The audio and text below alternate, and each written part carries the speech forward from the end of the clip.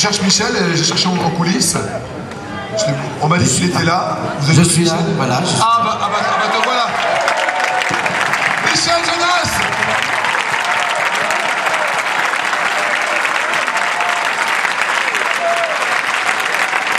Très au point ce petit sketch. L'école du rire, on n'a pas fait mieux quand même. Hein. Oui.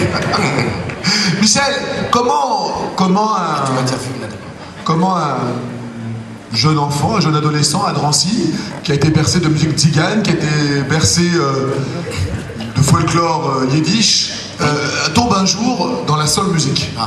C'est une bonne question, ça, non? Oui. Vous ne trouvez pas? Oui.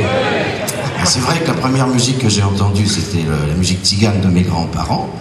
Et puis, mes parents adoraient la chanson française, donc mon père un jour m'a amené à l'Olympia voir Edith Piaf. C'était un des premiers spectacles que j'ai vu dans ma vie, c'était Edith Piaf.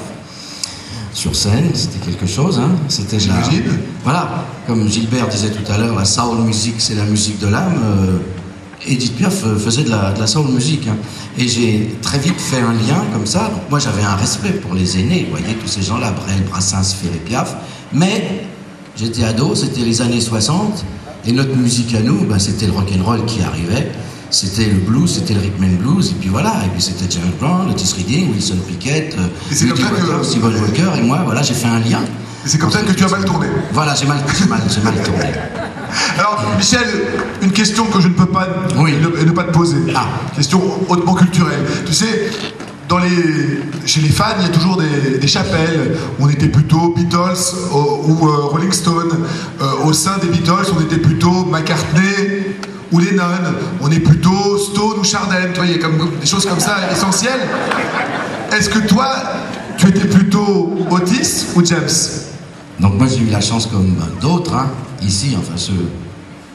Hein, il y en a quand même qui les ont vus sur scène. Hein. Oui. Oui, beaucoup. James Brown, oui, bien sûr. J'ai eu la chance de voir les deux, oui, effectivement, avec cette fameuse tournée Stax, là, avec Sam Mendes et Vigon, d'ailleurs. Hein.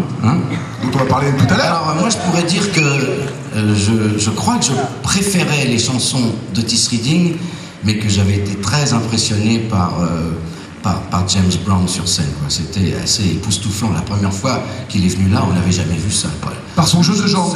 La danse, la musique et tout, on n'avait jamais vu ça. Ouais. Et on m'a dit, je ne sais pas, le service communication de ce spectacle m'a dit que tu avais spécialement travaillé le jeu de jambes pour ce soir. Arrête. Ce soir,